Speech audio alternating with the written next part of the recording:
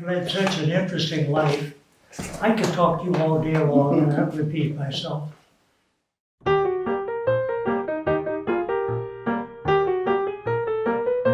Every morning, I put in an hour of exercising. I built my own airplane and flew it. I have been to the North Pole, to Antarctica. I didn't retire from my job until I was 87.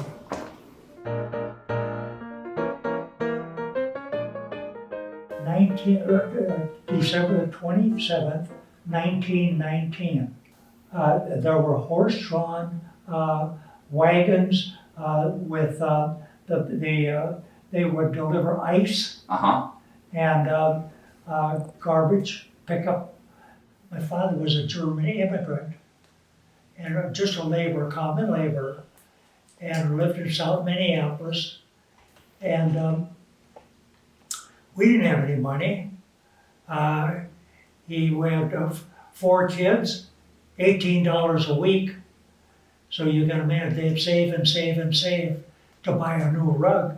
And so what would I do? I'd go to the library. And consequently, I got involved with a great variety of interests.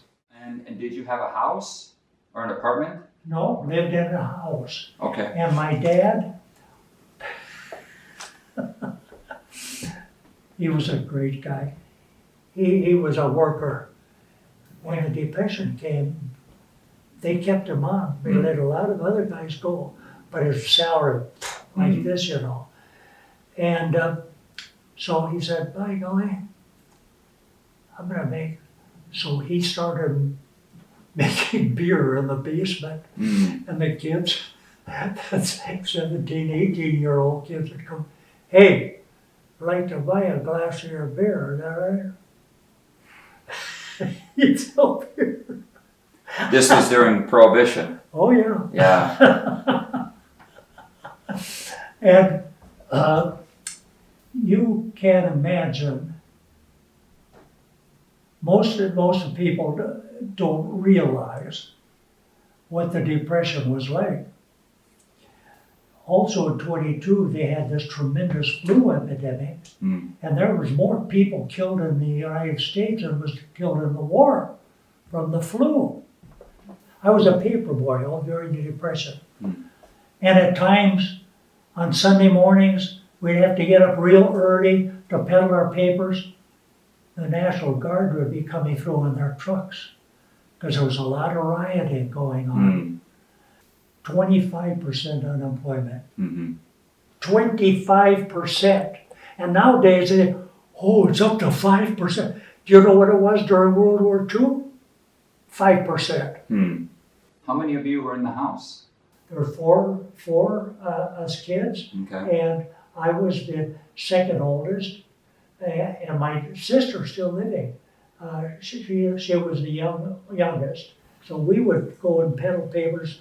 It was maybe 6 blocks in depth, 8 blocks, and 2 blocks down in South Minneapolis. In the wintertime, we'd have a toboggan. We'd go and pick it up. So we'd drag our toboggan along because the snow was so deep. And we're, 12 years old. That's all.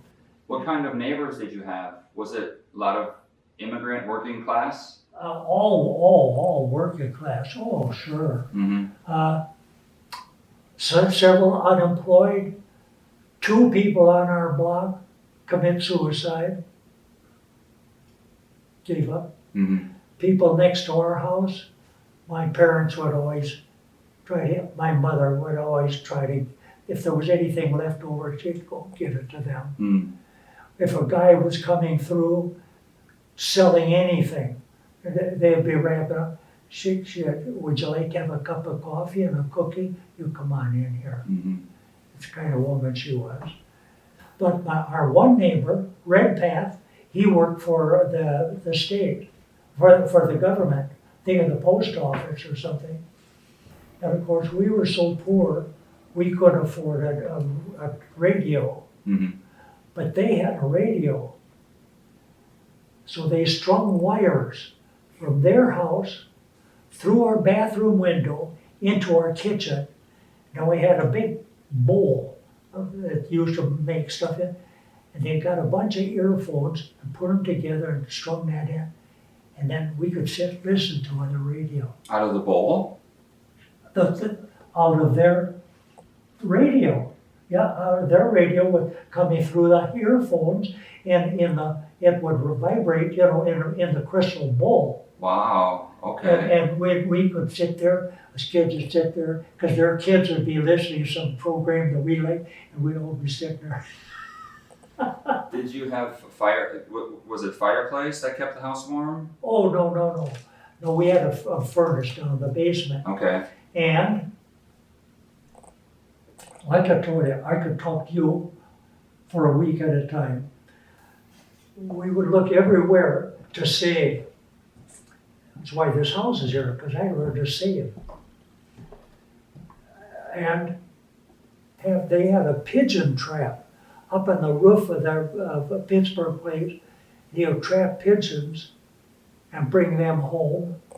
And my mother would put it in a big tub and boil it.